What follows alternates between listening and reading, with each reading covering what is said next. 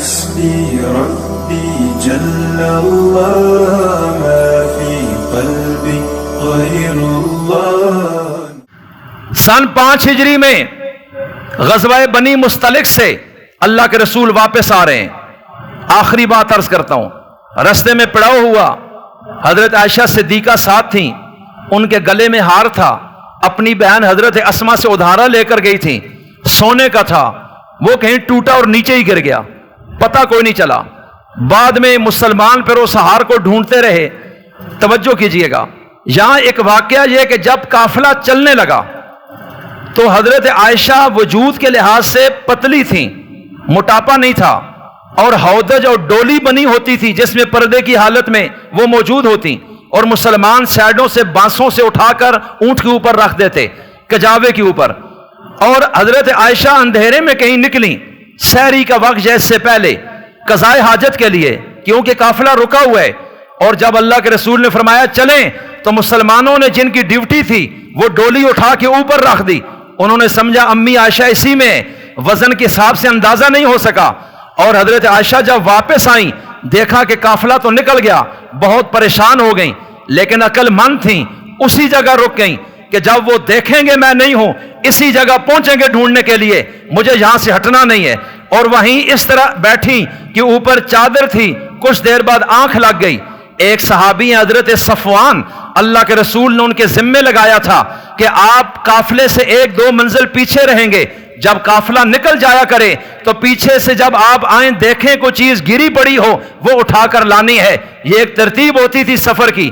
اب جب وہ آئے انہوں نے حضرت عائشہ پہ نظر ڈالی، چہرہ تھوڑا سا نظر آیا، پردے کے حکم سے پہلے انہوں نے حضرت عائشہ کو دیکھا تھا، ایک لمحے میں پہچان گئے، اور ان کے منہ سے آواز نکلی، بلند آواز سے کوئی جملہ بولا، انا للہ، یا اس طرح۔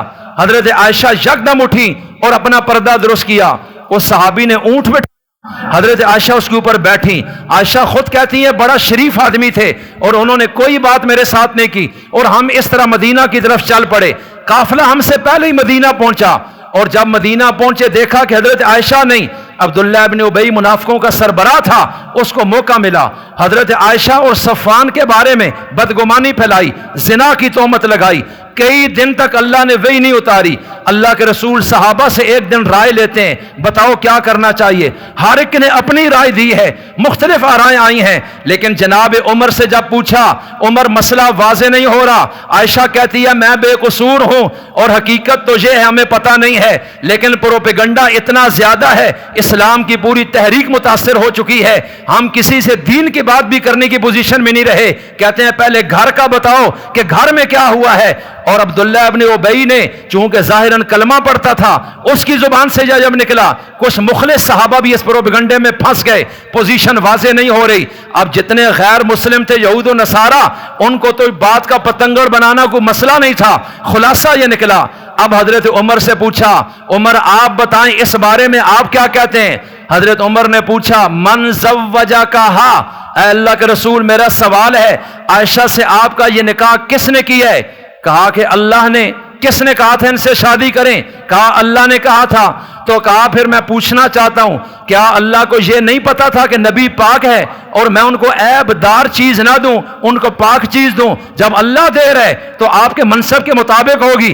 تو پھر کہا کہ کہنا کیا چاہتے ہو؟ کہا میں یہ کہنا چاہتا ہوں سبحانک ھذا بہتان عظیم، کہ یہ بہت الزام ہے، اللہ بھی پاک ہے اور عائشہ بھی پاک ہے۔ بس ادھر حضرت عمر بولے، ادھر اللہ نے قرآن کریم اتارا اور تمام مسلمان نے کہا لولا اذ سمعتموہ قلتم ما یکون لنا ان نتکلم فی ان نتکلم، اس وقت تم نے یہ بکواس سنی تھی جو منافقین کر رہے تھے تو تم نے فوراً یہ کیوں نہیں کہہ دیا سبحانک ھذا بہتان عظیم؟ اتنے دن تم سوچ میں کیوں مبتلا رہے؟ حضرت عمر نے جو جملہ زمین پر اللہ نے اسی کو قرآن کی آیت بنا کر اتار دیا۔